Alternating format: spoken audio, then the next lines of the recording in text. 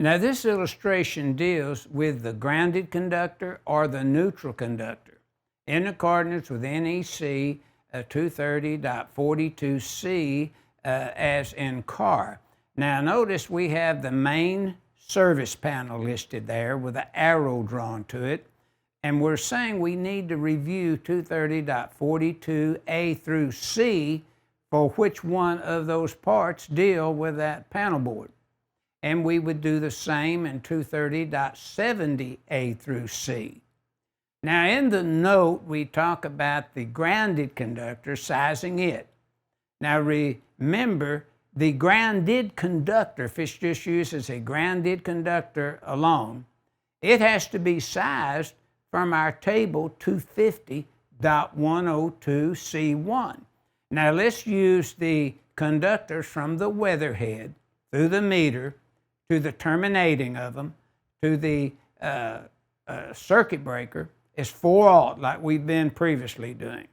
Now, based upon 4 aught conductors terminating to a 225 amp main, table 250.102C1 would require a number 2 grounded conductor. But now let's look at the neutral in the note in the parentheses. We would size it according to 220.61 and say that we sized it based upon neutral load and come up with a number 4.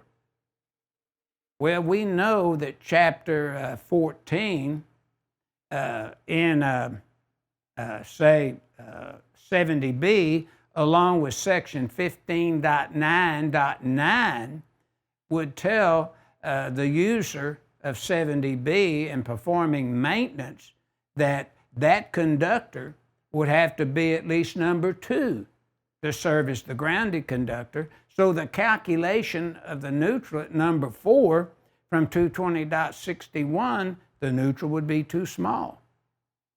But you, on the other hand, in the application of 220.61 for the neutral, you had neutral load of 145 amps, then the neutral would have to be 1 aught, which is more than adequate to serve as the grounded conductor, which was required to be number 2 based upon the 4 aught conductors terminating to the 225 amp main.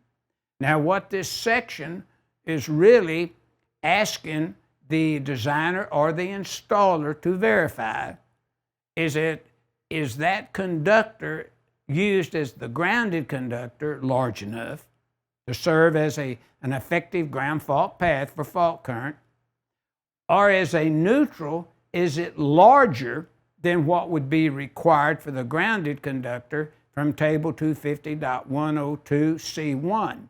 Now, notice, to get a good handle on this, in the NEC loop to start with, we're referring the review of 230.23A through C, 230.31A through C, 230.42A through C, and we're using C of 230.42A, and say 230.79A through D. The 225 amp breaker that's in the panel board is our disconnecting means for that service.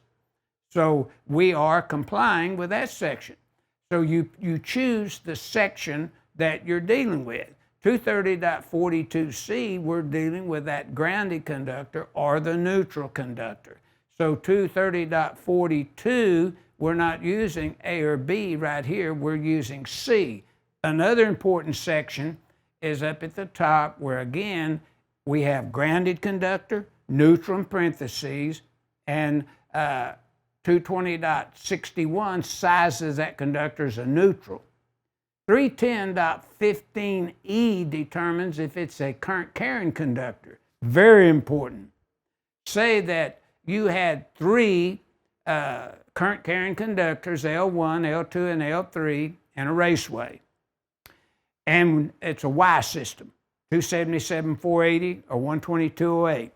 We would review 310.15 E3, and if 50% of the neutral current, if over 50%, was harmonically related, or it was,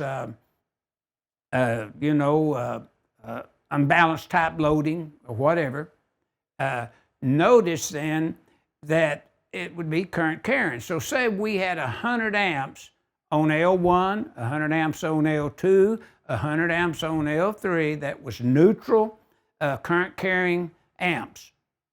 Then if 51% or more of that current was harmonically related or non-linear load related, the neutral would be current carrying. So you'd have 4 current carrying conductors in a raceway. So we point out very carefully, size it as a neutral, 220.61.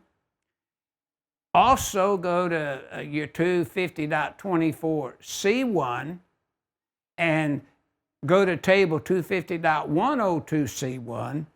See if the grounded conductor or the neutral was the largest conductor, because that's what you would have to use.